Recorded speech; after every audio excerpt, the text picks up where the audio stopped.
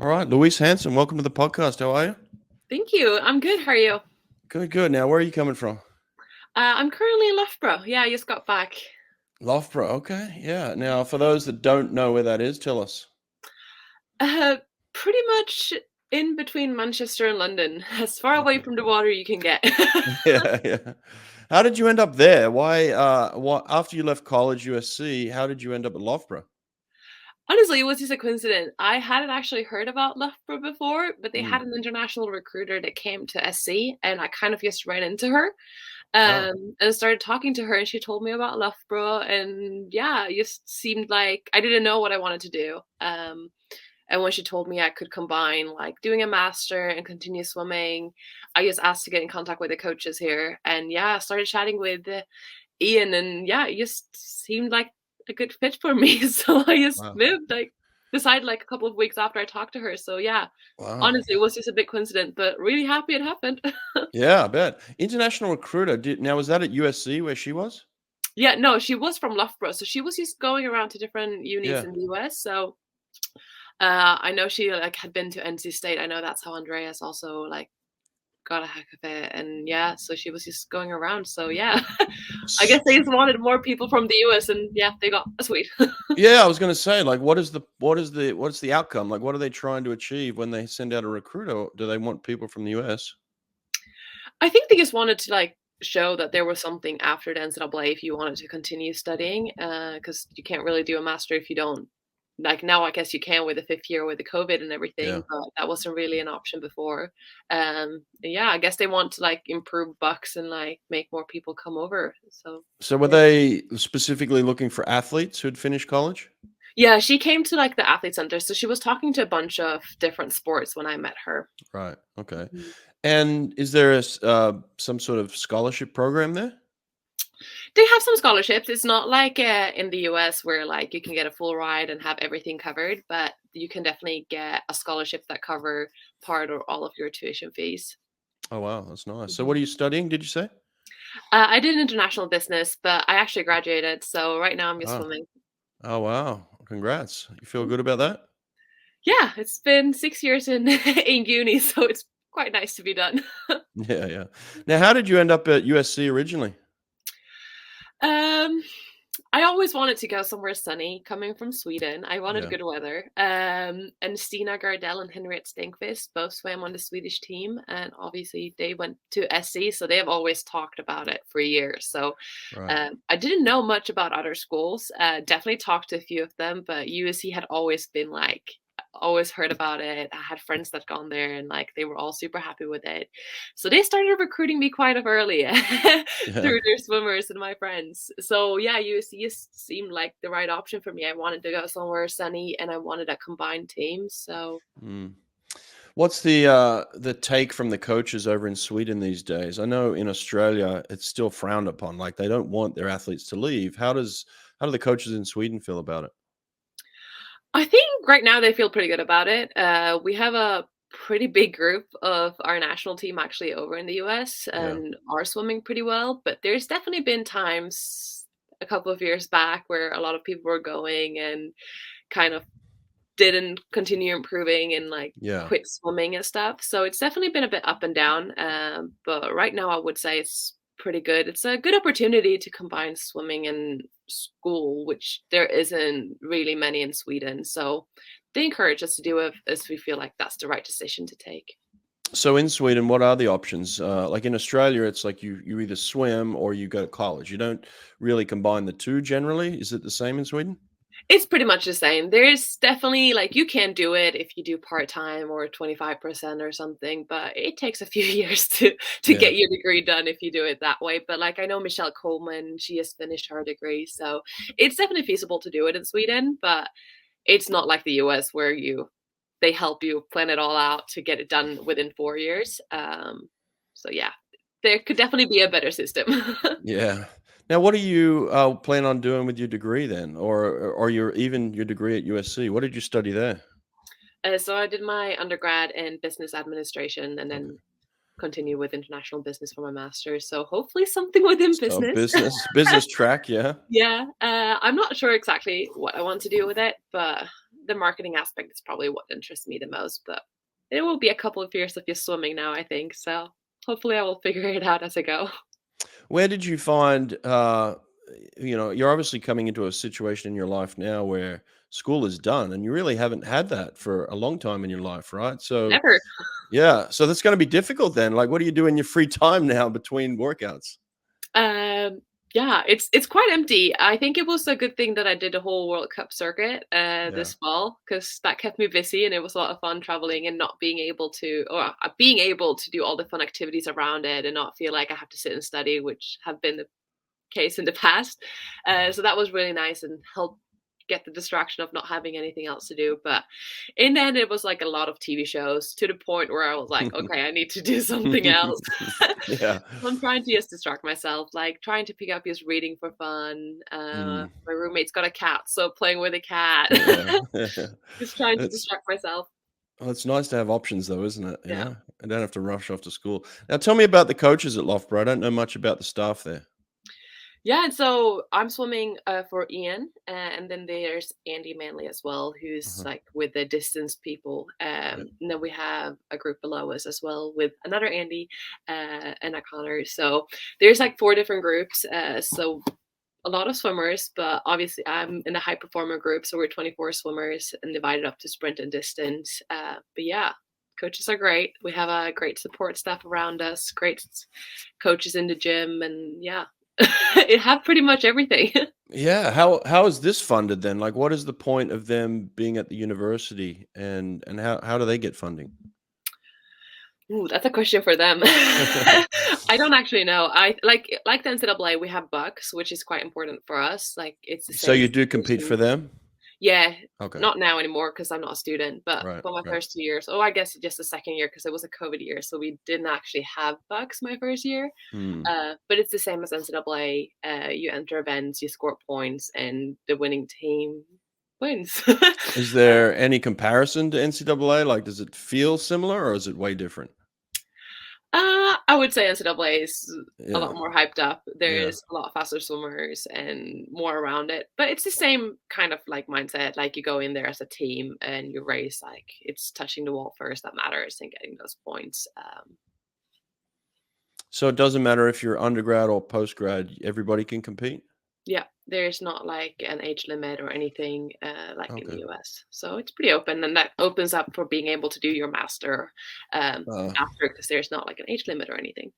right. And then how do they select the team who competes? How many athletes are allowed to go and things like that? It's the coaches. I don't actually remember the exact number. I think there's less people able to go to the long course one. So there's a long course and a short course one, Oh, which okay. obviously is not the case in the NCAA. So in the winter, it's a short course one, which I'm pretty sure it's a bigger roster than it is for the long course meet. But yeah, the coaches decide what you're swimming and who's going. Oh, really? Is Yeah. it serious? Like, if there was a conflict with, like, a Swedish national team, would you be able to say, "I'm sorry, I've got to go off to Sweden and compete," or is it like, "You've got to compete at this meet"?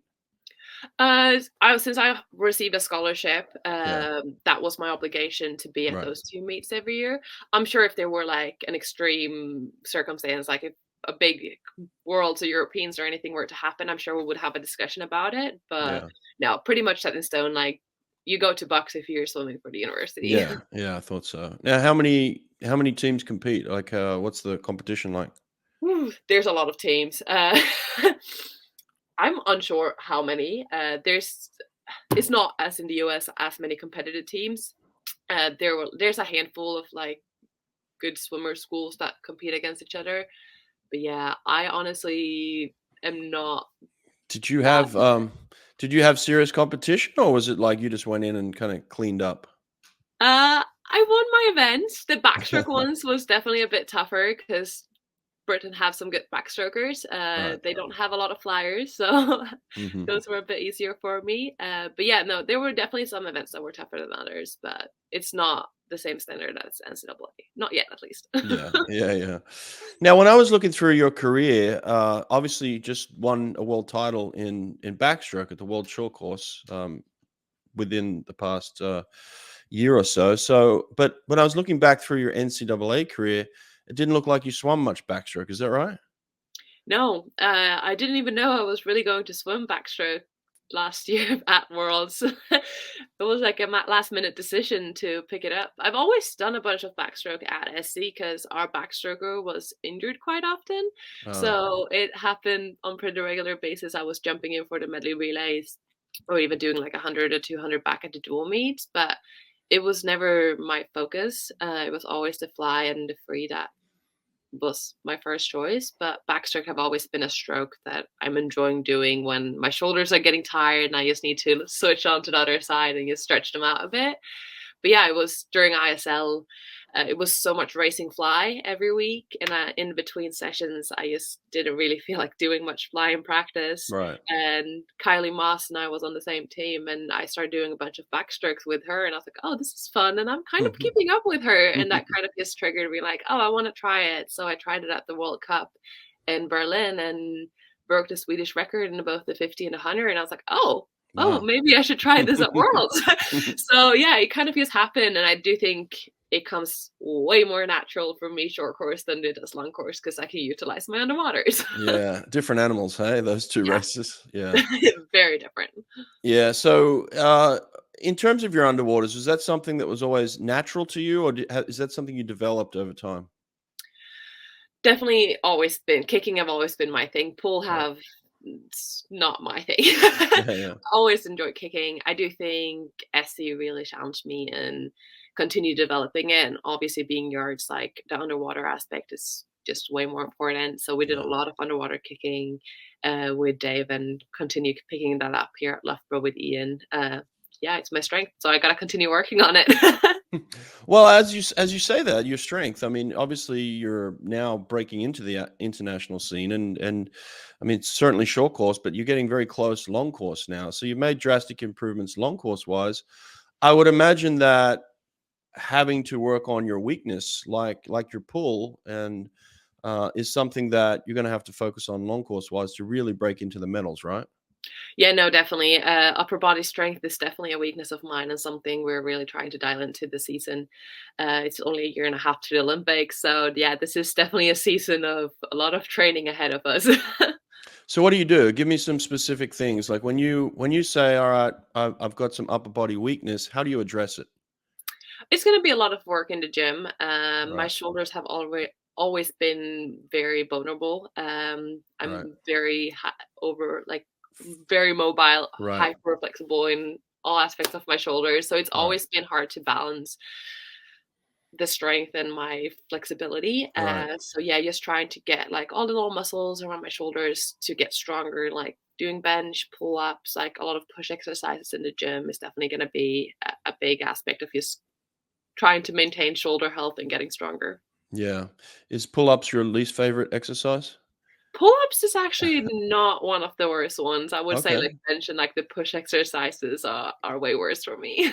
Yeah. Now, how do you measure the increase in strength? How do you how are you guys figuring out I'm definitely getting stronger, which will ultimately build your confidence, I'd imagine? I'm leaving most of the numbers and that up to the coaches. I do trust them for that, but we do a bunch of testing. Like, I don't know what they're called really, but when you put up and measuring the speed you're moving the bar and Hmm. obviously like trying to increase the weight that we're working with, but leaving the coaches up for the numbers, I'm just trying to do the work. Yeah, I know. I know that. I Yeah. was very similar. Now, do Yeah. the coaches at Loughborough have any say in the gym program, or are they kind of two separate things? No, I would say like Ian and my strength coach Chris are working really closely together. The coaches, all the support staff here at Loughborough, I think they meet weekly and just discuss our program and how we're Right. progressing, if there's any injuries on the team and stuff. So there's definitely a very good communication between the coaches and like working together and like Yeah. if we're hitting it hard in the gym, we might to like take it a little bit easier in the pool and the other way around. So they definitely work together to accommodate to get the best out of us. How do you balance the idea of getting stronger, but also being feminine, being a woman, right? Like I know that was always a struggle in college where some of the college girls didn't want Yeah. to feel like they were, putting on bulk muscles and things like that. So how do you balance it out between getting stronger and also, feeling good about yourself, you know?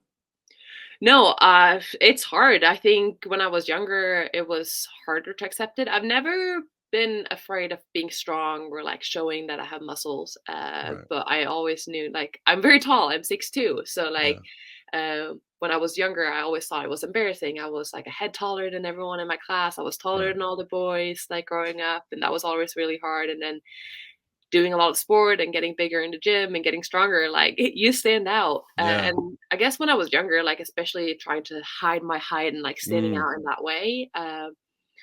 But yeah, like in the last couple of years, like I'm just trying to own it. Mhm. It's like all athletes look different. I think it's Yeah. just got to embrace it. I'm not ashamed of my body, and I think it's just really cool what my body have done for me and what I'm able to do with it. It's not everyone can swim as fast as I do and Yeah. do those things, and it's my body that's allowing me to do it. So Yeah. yeah, no, I think muscles are cool. Trying to They embrace are. it. Yeah, absolutely, especially if you can swim fast with them, they feel good. Exactly. Now, I know there's also a period of time where you don't feel great in the water because you are putting on strength and your body's changing a little bit physically. So, like, is that difficult? How, I mean, what are the things that you've noticed in trying to deal with not feeling good in the water? You know? Yeah, I would say that's probably where I struggle the most. I Yeah. hate not being fast in practice or Yeah. like Yeah. feeling that speed or feeling heavy. Like that can Mm, really get me frustrated if I'm not able to hit the times that I'm usually hitting because I'm right. tired and stuff. Right. Because obviously we're always just comparing us to ourselves and the best we've done. Yeah. Um, but yeah, I think it's just trying to believe and trust the process that we're doing, and like I know that I'm gonna experience it, so trying to stay calm, but it's hard because you're always chasing those times and always want to perform at the same. So like when the times are getting slower in practice Mm, doesn't mean it's not working, it's just taking its time and you're tired. But yeah. it can definitely be challenging, especially if it lasts for a longer time. To just trusting it and pushing through it. When does it start to feel good then? Like, when do you see that shift in, like, okay, now I'm feeling those changes taking place and I'm feeling better about myself? Does it take kind of like a full season to get through that? I think like the upper body strength we're trying to build, it's a long like process. It's not just a one block of a couple of Right. weeks that's gonna make it happen. It's probably gonna be a full year thing. Yeah. So I think it definitely will go in cycles, but I respond pretty well to rest. So I think every time we put that in practice for like during the season, if it's leading up to a big meet or whatever, I think I usually respond pretty well to it. And hopefully, even with a heavier load in the gym and everything, I will respond the same. Maybe we'll take a few days longer, but rest is usually just what I respond the best to. And hopefully, I can feel stronger and more powerful from I the was gonna strength. say that. Yeah, I was gonna say that. Like, as an athlete now who's, you're not 18 anymore going into college. You're now coming out of college and you're a grown woman. So, like, has your the way that you approach recovery changed over the past 5 or 6 years? Yeah, and especially now when I don't have school, like it's not like I have late night where I need to sit up and study and stuff. So I'm really trying to prioritize sleep. I'm working with a sleep coach, trying to like improve all Ah, aspects because really? I do think that's a really important aspect. And I noticed that especially during COVID when you were able to sleep in longer, you didn't have everything in between. So like we usually had later practices and how much extra sleep just helped with the recovery and stuff. And yeah, trying to form role and like take care of your body best way possible. Mhm. I do think recovery is super crucial. Like it's easy to work hard, Yeah. but like knowing when to take a step back and actually recover and do everything else right, I think it's probably even more important because working hard is just getting after it, but knowing when Yeah. to take that rest for you is really important. How do you look at your week cycle? So, like, if when you go through a week, let's say it's Sunday and you realize that the week's coming up. Um, how do you try and perform throughout the week in terms of then being able to look back and say, I had a very successful week this week? Our schedule is usually like pretty similar in terms of what kind of practice we have every day. So we usually Hmm. have 3 to 4 key sets a week, and those falls on Right. Monday, Wednesday, Friday, and Saturday, Okay. or if only three Monday, Wednesday, Friday. Right. So I know those are going to be the most important days where we're Yeah. like maybe suiting up or like doing something fast. And like that's the main sets for the week. Monday mornings are usually like getting into a routine. So yeah, and then it's like a kick day, a pull day, a speed day, like we just move through. So I kind of always know what my week is going to look like in terms of practice. Of course, that changes up every now and then, but I like structure and routine, so Mm, that works really well for me, like knowing yeah. what's happening. But yeah, like When do you do your gym sessions? it also differs. I lift 3 to 4 times a week. It depends on where in the cycle and the year we are. But yeah, so it moves. It's anything from Monday to Saturday. It jumps days. That's what moves around. Oh, But that really? depends on how many days a week I'm lifting. But usually Monday, Wednesday, Friday as well. But it changes. It can be Tuesday, Thursday, and Saturday as well. So if you do your Monday, Wednesday, Friday big sets in the pool, are they done in the afternoon? Yeah. Yeah, Okay. not And all then the time, but most of the time. when do you do your gym set? Do you do it before that session or do you do it after that session? I do it in the morning, so I have Mornings. a couple of hours in between. Right, right, right. Mhm. Now, in terms of preparation for you for a big workout like that, you know it's coming, you know you want to be successful at it. How do you prepare in those hours leading up to it? You know, you leave the gym. What are the things you're doing immediately to kind of prepare yourself for that next workout? Fuel, like definitely then going home and eating something right after every session, and then Do you obviously plan that? yeah, I usually like or the meal right after. I usually do like a little snack or something, Right. but then like I always do a meal prep sometime in the week, so lunch and dinners are always ready to go. Just heat up in the microwave if Right. it's a quick turnaround and I don't really have time to like cook a full meal. So there's always a few boxes in my fridge, like easy to just heat up. Mm.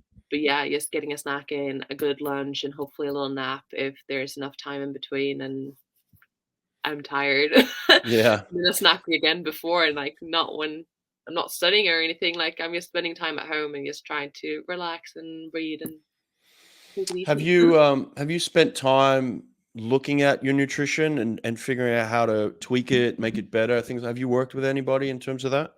Yeah, no, I've worked with nutritionists. I think the biggest aspect is just making sure I'm getting enough in, and that's just have been the case in the past that I haven't had enough to eat. Right. So I'm not very picky exactly with what I'm eating as long as I'm hitting all the big groups, enough carbs, protein, like all the fats, vegetables, and everything that's needed.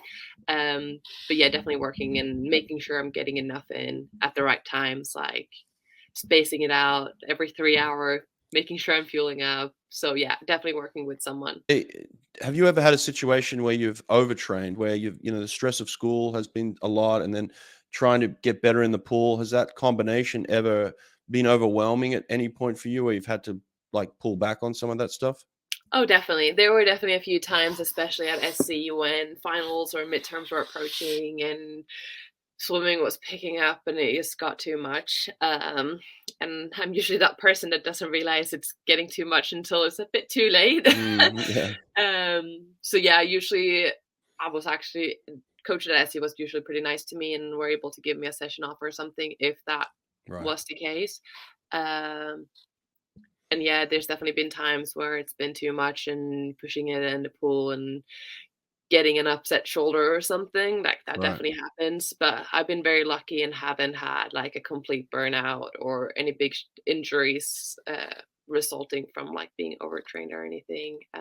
I would say I'm pretty good at listening to my body, especially, like, in the pool, like, I would say school and stuff, sometimes I take on too much Yeah. and not realizing when it's too late, but in the pool, like, as soon as something starts hurting, I tend to always communicate with my coaches and try to Right. listen to my body as much as possible because I know taking 1, 2, 3, 4, whatever many days it like needs to like if I feel like this is getting too much will be less than actually getting an injury and having to deal with Right. that and come back from it. So doing my Right. best to always listen to my body and the signals it's sending me.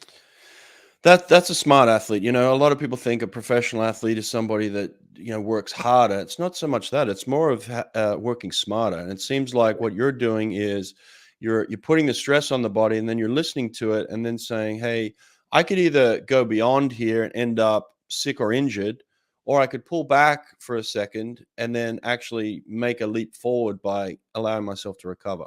Yeah, no, and it's the same way in like being sick and stuff. Leading up to Abu Dhabi, I was actually in bed for 6 days because I had a fever and it was really Mm, stressful. It mm, was like I couldn't train, I couldn't do anything. I was just sick and I was like, oh shit, I'm going to Worlds. Like, how is mhm. this gonna work out? But my Yeah, body just needed to rest, and that turned out amazing. That's my best meet I've ever had, being sick for a week before. So yeah, the body, if you listen to the signals, it usually tells you what it needs. yeah. Now, what about on a race day? I want to dig into that a little bit. How are you the day that you wake up for a big final, like the 100 butterfly at an Olympics or a World Championships? You know, what are you like as a person that day? Is it are you kind of the person that needs to be around other people a lot to kind of keep yourself calm, or do you like to be alone? How do you approach a big race day? I think it's different in different times of the day. I'm definitely a person that gets likes to be by my like be alone, like Mhm, closer it gets to the race. mhm, I like getting in my little bubble and focusing what I'm doing, but I'm trying not to get too focused on the race until like I'm leaving for warm up. right. So yeah, if it was the final, I would probably just go for a swim in the morning, chat, hang out with everyone, just treat it as like any other competition day and try not to stress about it. Because I feel like that's just wasting my energy stressing about something that's coming later. Like I've trained for it. I know I'm prepared for it. So I'm just trying to keep it as normal as possible, staying relaxed and being around people, and then obviously taking a nap and just resting. Of course, like I think the day goes in periods. You get more stressed, you're excited, you want to swim. Um, all the emotions are definitely there. But I'm trying to stay as calm as possible and like be around people. Depending on times, the Swedish Yeah. team loves to play games, so there might Mhm, be some yeah, games during lunch. mhm, yeah. But then, yeah, closer to the actual race, I tend to just be focusing on me and what I'm doing, and not be around as many people. You're at a point now where you're competing against the best in the world, but you're also competing against your country people who are the best in the world too. So you got Sara who's in your event as well. So like, is it difficult for you to say, well, I want to be the best in the world, but I've also got to overcome Sara who's in that position right now?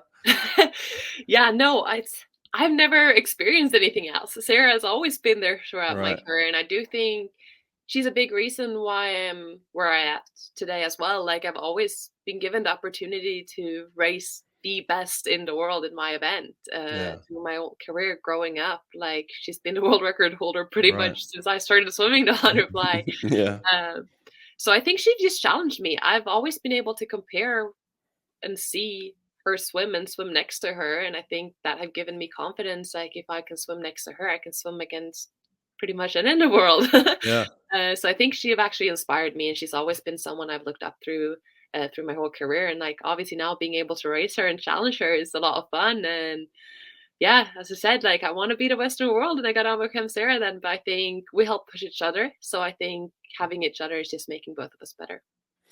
Do you ever look at her and think to yourself, and maybe you're going to be able to say this out loud for the first time, maybe, but like, do you ever look at her and say, she's better than me there, but I'm better than her there? Like, I used to do that with my competitors. Like, let's be honest. I think we all do it at some point where it's like, okay, he's really good there, but I think I'm better there. Like, do you look at your competitors that way, where you look at their strengths and weaknesses as well? Yeah, no, we all definitely have our strengths and weaknesses. And like as I said, I know I'm a good underwater swimmer, and there isn't many of the girls in the 100 fly that I think could challenge me. Like I know obviously Maggie is a great underwater swimmer, Yeah. but I definitely think I'm up there as one of the better ones. Whereas I know Sarah has a very strong pull, whereas I don't. So Yeah. um yeah, definitely. I know where my competitors' strengths and weaknesses are. I know who's going out fast and who's coming back stronger. I think we all pretty much know each other very well in that sense. Tell me about your race strategy in the past in the 100 fly. I mean, now you're a 56 low. You've probably got to start to really look at yourself in that 55 low range now, like that's where it's going to be to win the medal, the gold medal, especially in Paris around that 55 low. So you're right there, you're knocking on the door. So in terms of what you do now already, how can you be better than what you do? I do think my back 50 is pretty strong. Obviously, I think the back 50 can always be better, but I'm getting more and more stable of going on home in under 30, and I think definitely that's needed to go up 55 low. I do think my front speed is a bit of my weakness. My 50 fly is pretty much the same as my opening of my 100. Mm, And that in the opening of my 100, I feel way more relaxed, breathing every other stroke, and then I'm going to 50 fly, and it's like one breath, trying to mm. sprint, and it's pretty much the same Same time. time. Yeah. So I do think trying to be better at sprinting and getting that front end speed is going to be pretty crucial Yeah. through the 100. Are you guys addressing that in practice? Are you saying, or your coach is saying, okay, we're going to do more front end speed work in practice? Yes, we are. Yeah. Yeah. I'm What not is, encouraging though, because it end up being the same time, but we're working on it. yeah. What is front end speed practice look like for you? What are the things you do? It will be a lot of 25s after Right. blocks most Right. of the time on a longer intervals, just trying to hold as much as water as possible while Right. sprinting. And yeah, it's usually a challenge for me. Do you do resistance fly at all? Yeah, we do. It's definitely been something we're progressing up to. So as I said, my shoulders have been pretty weak. So like doing flywood paddles and stuff haven't really been anything that I've done before, but I've started doing in the past couple of years. But yeah, parachute works, buckets, paddles. Yeah, definitely working on just building that upper body strength and Yeah. actually using the pool. Yeah. Do you guys do any suited practices where you'll put suits on and race?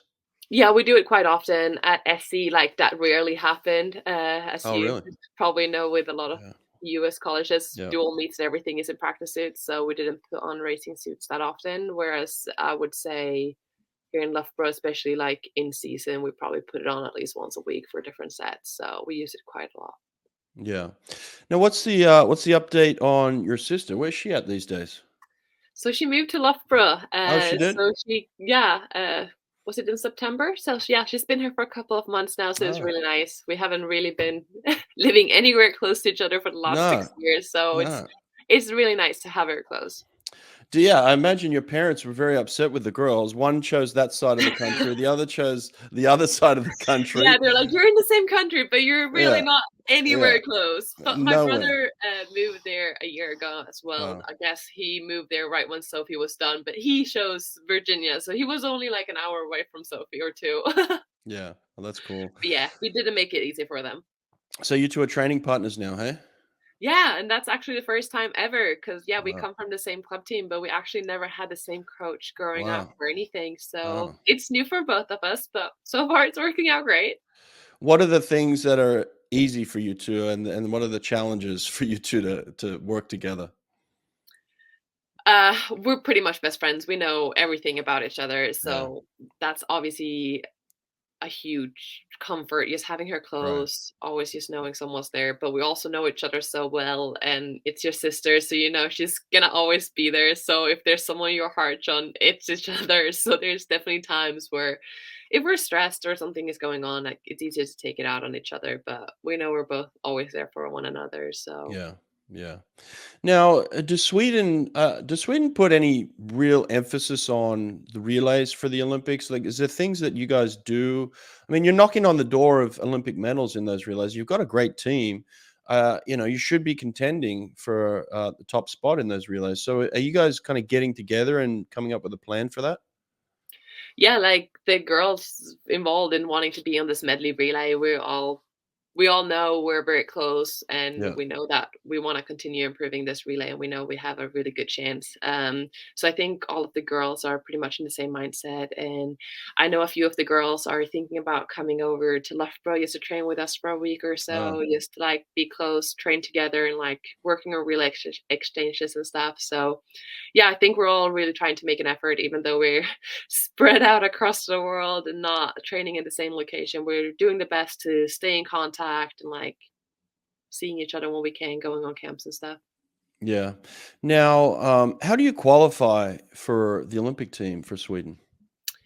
They haven't officially got out with qualification standards for us. In the past, it's been if you have qualified for world finals the years before, Right. you get nominated. Um, So I don't know if I make the final in Fukuoka. Hopefully, I'm qualified, but I'm also not sure if they're changing it up for this year or not.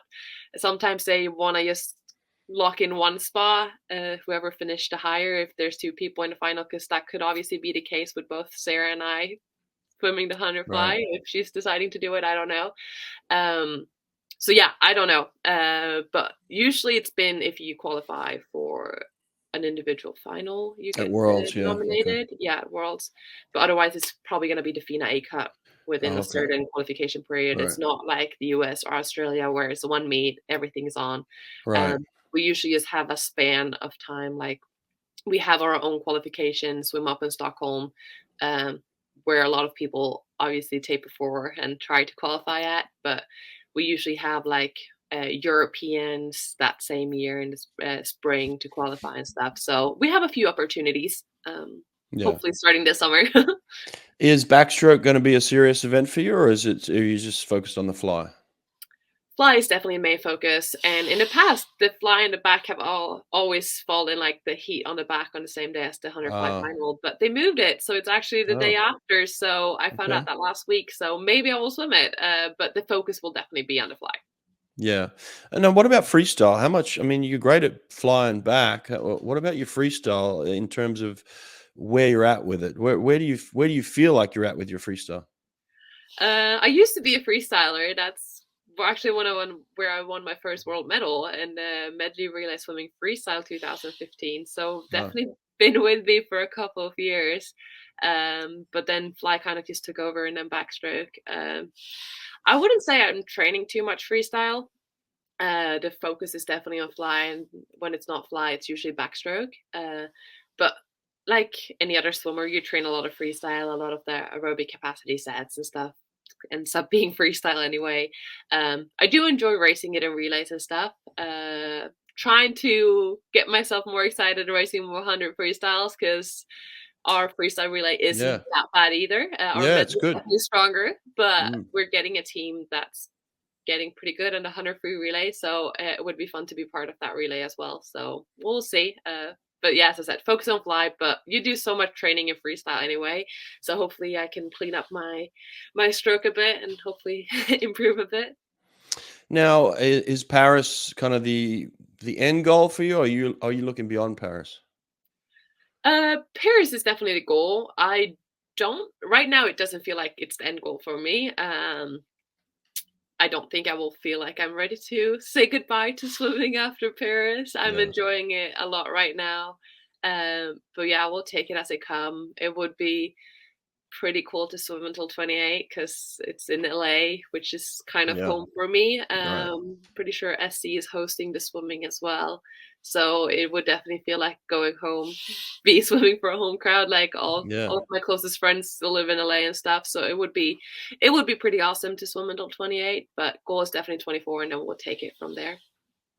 Now, what about in terms of funding outside of the pool? Like, do you have sponsors or anything? Right now, I only have Arena, so it's not the easiest. It's been challenging getting sponsors. Yeah, Yeah. it's been challenging, especially graduating 2020 in the middle of COVID. A lot of companies have been very cautious and Yeah. don't wanting to sign anyone. So yeah, it's definitely not been easy. So yeah, Arena is my only sponsor and only funding that I have. Well, I mean, yeah, so it's a good sponsor because you get free suits, so that's always a Yeah, good thing. Those at things least can they add up provide quick. me with what I need. Yeah, And I exactly. do enjoy swimming in them, so that's good. Yeah, exactly. Well, listen, I've enjoyed catching up with you. Thanks for sharing a lot of your story today, and we'll be keeping an eye on you. Good luck this year. Okay. Yeah, thank you. Thank you for having me. All right. Take care. Bye. Bye.